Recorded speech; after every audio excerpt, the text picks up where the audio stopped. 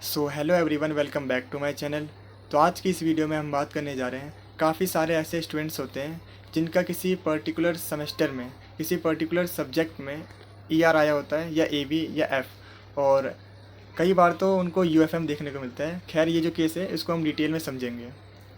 तो काफ़ी सारे ऐसे स्टूडेंट्स होते हैं उनकी मार्कशीट में ईआर, एबी या एफ़ शो हो रहा होता है।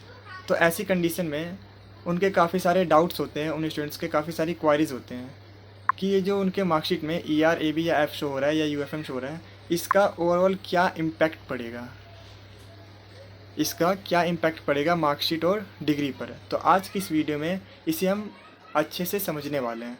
तो सबसे पहले मैं आपको बताना चाहता हूँ, जो डीयू है, दिल्ली यूनिवर्सिटी का जो रूल कहता है कि आप अगर पर्टिकुलर टाइम पीरियड के अंदर अपनी ग्रेजुएशन को पूरी कर लेते हो तो आपको मार्कशीट और डिग्री दी जाती है।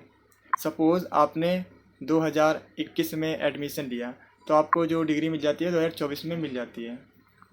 और मैं आपको बताना चाहता हूँ, जितने भी जो स्टूडेंट्स होते हैं, अगर सपोज़ उनका किसी सेमेस्टर में किसी सब्जेक्ट में ईआर या एबी या एफ आता है और अगर वो उससे पास कर लेते हैं बाद में, तो बाद में उनकी जो मार्कशीट है उसमें से ईआर या एबी या जो एफ या यूएफएम वाला जो प्रॉब्लम होता है उसे रिजॉल्व कर दिया जाता है, उसे हटा दिया जाता है, जिससे कि आप इसमें कहीं पर भी आप देख के बता नहीं सकते कि आपकी बैक आई थी किसी पर्टिकुलर सेमेस्टर में। तो आखिर ये पता कैसे चलता है?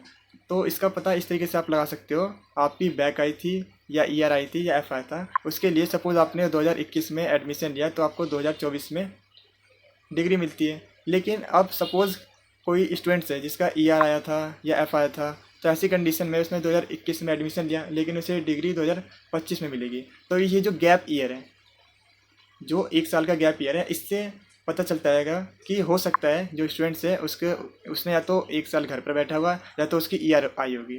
तो इससे पता लगाया जाता है। अगर मैं ओवरऑल बताऊं तो जो एफ होता है या ए बी होता है या ईआर होता है, इसका इम्पैक्ट आपकी मार्कशीट पर देखने को नहीं मिलता, क्योंकि आप कहीं पर भी जाते हो जॉब के लिए भी तो उसमें सिंपली आपसे आपकी ग्रेजुएशन मांगी जाती है। तो चलिए अब हम बात करते हैं यूएफएम के बारे में। आपकी मार्कशीट में यूएफएम तब लगता है जब आप चीटिंग करते हुए पकड़े जाते हो।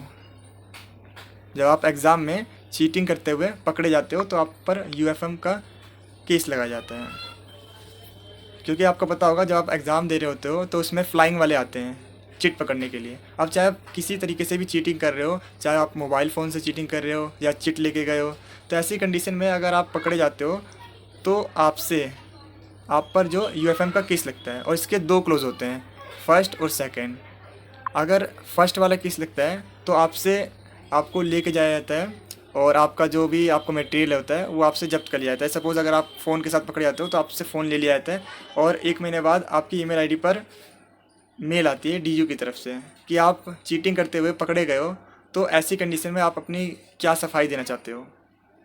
तो फिर आपको उसके रिगार्डिंग नॉर्थ कैंपस में जाना होता है और वहाँ पर जाके अपनी सफाई देनी होती है कि मुझसे गलती हो गई, या जो भी आप बताते हो कि नेक्स्ट टाइम से ऐसा नहीं होगा, ओवर कॉन्फिडेंस की वजह से मुझसे गलती हो गई, या मुझे माफ़ कर दीजिए, जो भी आप कहोगे, तो आप नॉर्थ कैंपस में जाके जो यूएफएम वाला है इस केस को हटाते हो। एंड सेकंड केस में क्या होता है, जो क्लोज सेकंड होता है, ये सबसे ज़्यादा खतरनाक होता है। अगर ये आप पर लग जाता है तो उस सेमेस्टर में आपने जितने भी एग्ज़ाम दिए होंगे उन सभी को कैंसिल कर दिया जाता है।